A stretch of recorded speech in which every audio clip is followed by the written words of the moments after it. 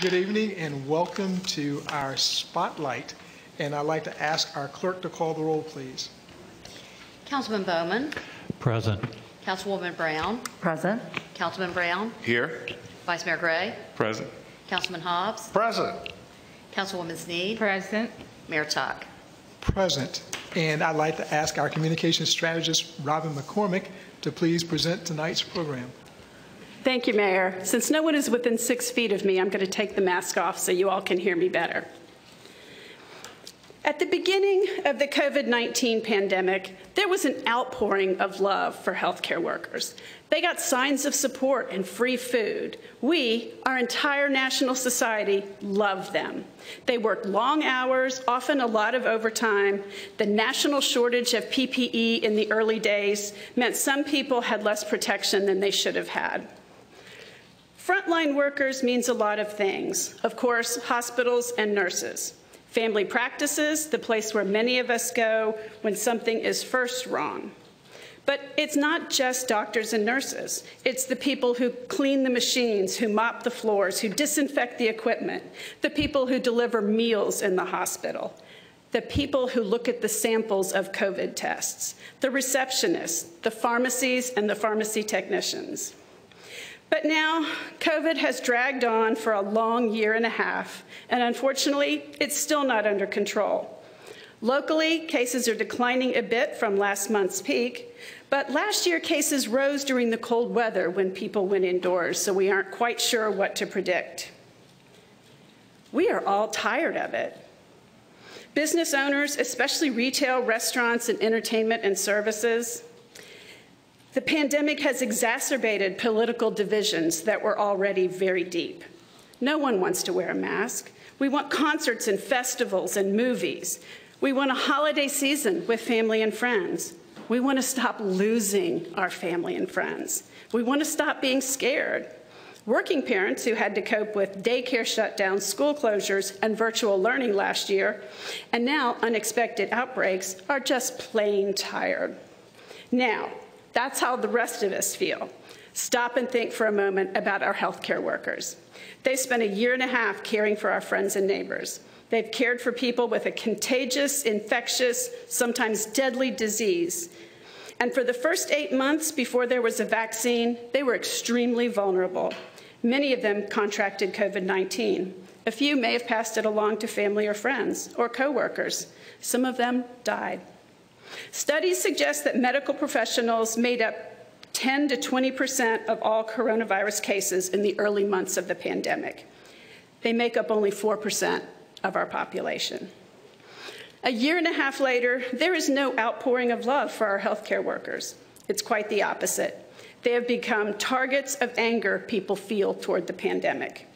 A National Nurses United survey of registered nurses last year showed that 20% faced increased on-the-job violence, which they attributed to COVID-19 related staffing shortages, changes in the patient population, and restrictions from visitors.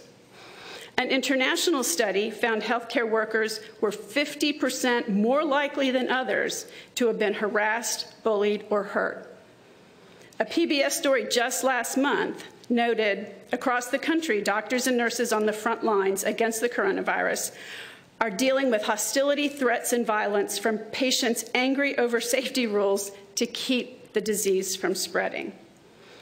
A hospital chief nursing executive in Texas said, "Our staff have been cursed at, screamed at, threatened with bodily harm, and even had knives pulled on them, and it is escalating." In Idaho, doctors and nurses have been accused of killing patients by grieving family members who don't believe COVID is real. Some people assume that healthcare workers carry the virus and are contagious. I know of one person whose friends called her a dirty healthcare worker and wouldn't be near her or even return phone calls. Locally, I know a nurse who won't pick up lunch in scrubs anymore, or at least in some places, because people harass her and tell her to leave. That's quite a change from the offers of free food a year and a half ago. So tonight, Hampton City Council wants our healthcare workers to know how much we appreciate the amazing jobs they have done in taking care of all of us. And I mean all, because even people who haven't had coronavirus have had heart attacks or need cancer treatment, or, not that I'm speaking from personal experience, broken ankles, torn ligaments, and eye surgeries. So we are going to hear from a few of those healthcare workers.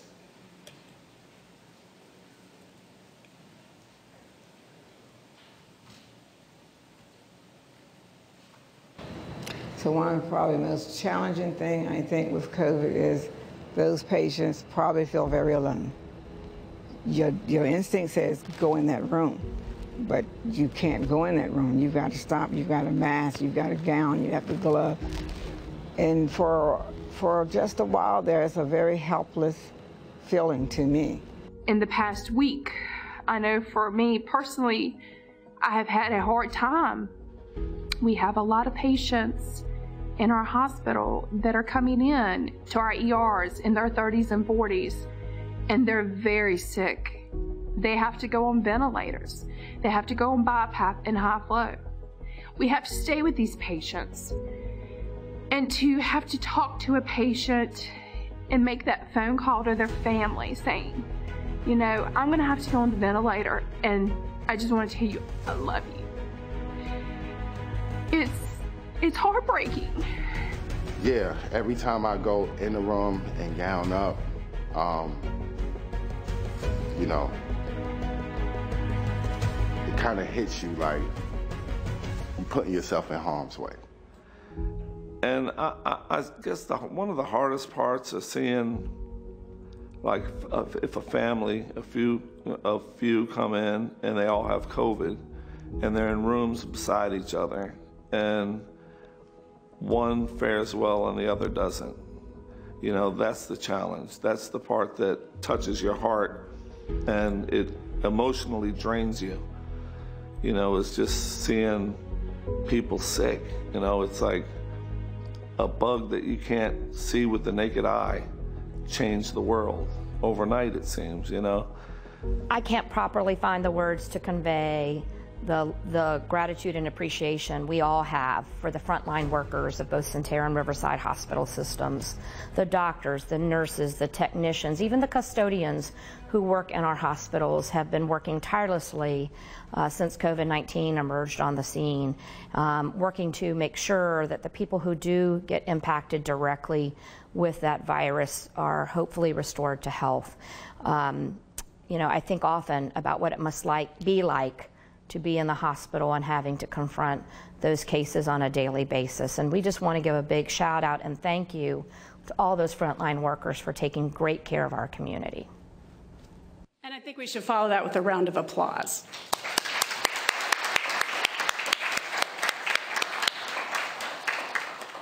So that's not all. In particular, we would also like to thank the management of the two major health systems for being regional leaders during this crisis. Riverside and Sentara joined with regional government leaders to help manage the supply of the vaccine, especially creating super cold storage. They help staff the mass clinics and have held neighborhood clinics and done outreach to vulnerable populations. The regional partnership includes not just Sentara and Riverside and the Virginia Health Department. It also includes 6 peninsula governments, Hampton, Newport News, Poquoson, Williamsburg, and James City and York counties, Children's Hospital of the King Daughters, Bon Secours, and other smaller doctor's office groups. At least 3 local pharmacies, the Virginia Department of Emergency Management, Hampton University and Christopher Newport University, the Virginia Hospital and Healthcare Association, and probably more. I don't know how many because literally the meeting invitation goes to 100 email addresses. And almost all of us show up for a bi-weekly meeting at 7 a.m. Fortunately, it's on Zoom. City Manager Mary Bunting was instrumental in getting this regional effort together. She is out of town this week on another major city project, but she wanted to acknowledge and personally thank Riverside and Sentara for their leadership and help. And by the way, all the healthcare worker videos are local employees of Riverside and Sentara. Oops.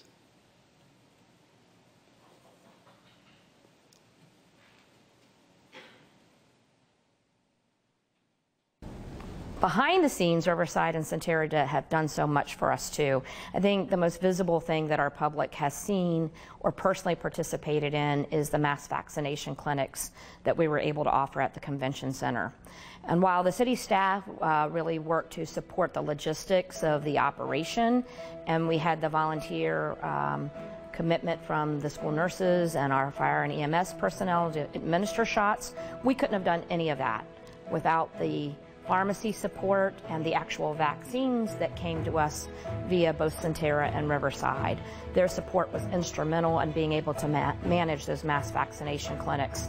If you came to the Hampton Roads Convention Center, you benefited personally from the work and support that both Sentara and Riverside gave to our community. And we want to give a big shout out and thank you to the entire team for being willing to work with us to bring those vaccines to our community in a much more accessible way.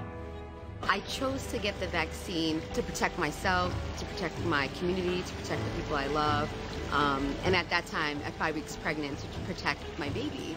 I listened to Dr. Fauci, I went to the website, I looked up the reality of how the vaccine was developed, how it made it to the FDA, all the red tape that was cut out, and how the whole world was focusing on doing, one thing, which is finding a cure for this terrible, terrible disease that's killed millions of people. I think it's critical for communities, faith communities, other type of community organizations to partner with cities, with healthcare systems to promote vaccination. And so when we partner, we can show them that other people just like them are getting their vaccinations here, so we can overcome a lot of barriers and a lot of fear that people have. To be able to bring our resources into the community, demonstrate presence in the community, and really work beyond the exam room. And that's really what health equity, good health, and outreach is about, right? Going into the community and not ever just really having the community come to you all the time. As far as the victory goes, every day is a victory for me, because like I said, the work that we do is not recognized enough. Now certain people, you hear it a lot. Well, thank you for what you do. I'll be walking through these halls and random visitors tell me, thank you for what you do. That makes you feel a totally different way. It makes you feel like what you're doing, it matters, So, as far as a victory go, like I said, every day that I go home and my team go home and the people in here is healing is a victory.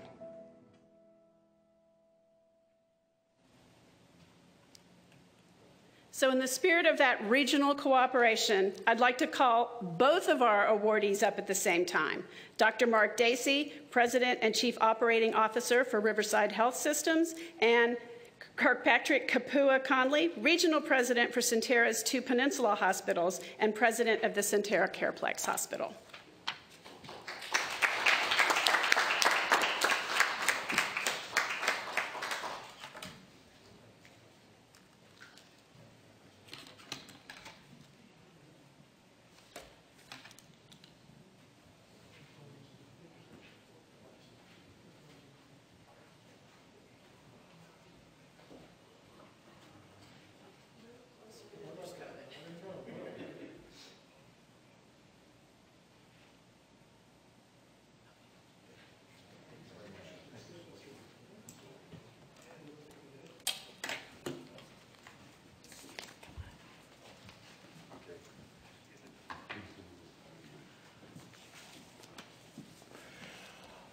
Well, on behalf of Sentara Healthcare and our community partners, I would like to thank the City Council and the City of Hampton for recognizing our coordinated efforts of the local healthcare community as we continue to battle the largest healthcare public health epidemic over the last century. The foundation of healthcare, its core tenet is selfless service. And over the past 18 months, it's been nothing but inspiring to watch our frontline clinicians and staff get up every day and go to work, battling surge after surge.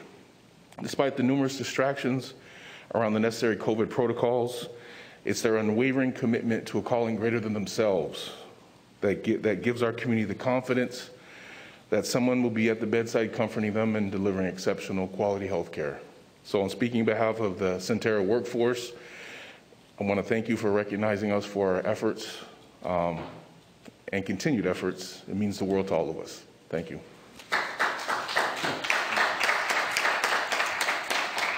And likewise, on behalf of the Riverside Health System and all of our team members, I would say exactly the same thing. When I think of the pandemic, I think of three words. I think of partnership, I think of results, and I think of confidence in the future. And, partnership between Sentara, Riverside, the health systems, between the municipal leaders, the mayor, Mary, all of the city council, between the health department, all of us working together in partnership has produced really great results. Results in terms of vaccinations, results in terms of thousands of lives saved. And we could not have done that without the support of city governments and all the leadership and the municipal leaders. So we're very, very grateful for the opportunity to express that to you. And thank you very much for all your help in the future. And we have great confidence going forward that we've seen the worst of this. Thank you very much.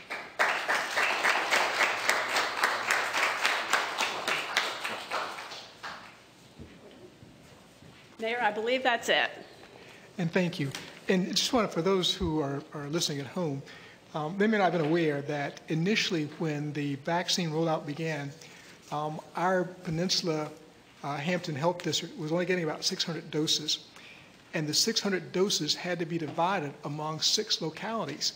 So we were only getting 100.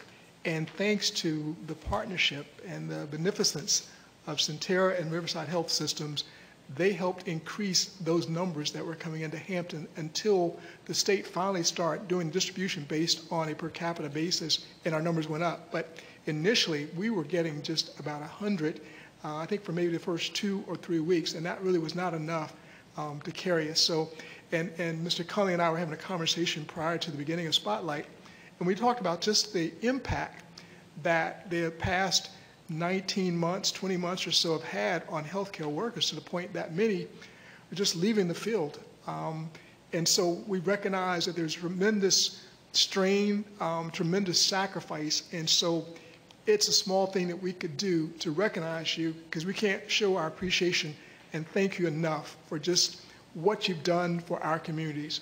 Thank you.